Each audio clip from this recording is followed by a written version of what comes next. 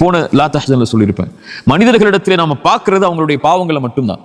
ஒரு மனிதன் உண்மையாவே தவறு செய்யறான், அவன் மேல மக்கள் விமர்சனம் செய்யறாங்கன்னு சொன்னால் நம்ம பார்க்கறது அவன் என்ன பாவம் செஞ்சான்னு சொல்லிதான். நமக்கு தெரியாத ஒன்று அவன் அல்லாஹ்விடத்தில் அதுக்குரிய பாவ மன்னிப்பை பெற்றானா இல்லையா என்றுதான்.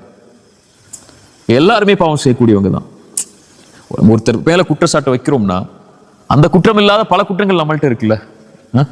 அப்ப அந்த குற்றத்தை பத்தி பேசுறதை நம்ம விரும்ப மாட்டோம். பட் நம்ம அவருடைய குற்றத்தை பத்தி பேசுறோம். இப்ப நமக்கு தெரியாது அவர் அந்த பாவத்திலிருந்து விடுதலை பெற்று விட்டாரா, அல்லாஹ் அதை மன்னித்து விட்டானா, அல்லது அவர் அதை பாவ மன்னிப்பாக கேட்கவில்லை என்றாலும் அவருக்கு இருக்கக்கூடிய நன்மைகளை கொண்டு அல்லாஹ் அவரை பொருந்திக் கொள்வானா இல்லையான்னு கூட நமக்கு தெரியாது. சரியா?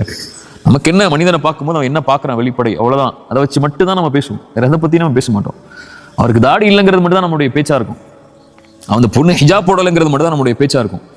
ஆனா அவர் தாடி இல்லாமவே அல்லாஹ் அவரை மன்னிச்சு சொர்க்கத்தை கொடுப்பானா நமக்கு தெரியுமா? தெரியாது. நம்ம அதை குறித்து மட்டும் தான் பேசுவோம். அது அவருடைய இயல்மை என்ன, அவருடைய நிலைமை என்ன, ஏன் அவர் அதை செய்தார், எதற்காக செய்தார், எப்படி செய்தார், எதுவுமே நமக்கு தெரியாது. நம்முடைய பார்வையில் பாவங்கள் மட்டும்தான் இருக்கும். நான் சஹாபாக்களுடைய பார்வையில் ரசூலுல்லாஹி ஸல்லல்லாஹு அலைஹி வஸல்லம் நிலைநிறுத்த விரும்பினது எப்போதும் பாவ மன்னிப்பு. அவர் அல்லாஹ் இடத்துல யாரும் நமக்கு தெரியாது, அவரை பத்தி பேசாத நான்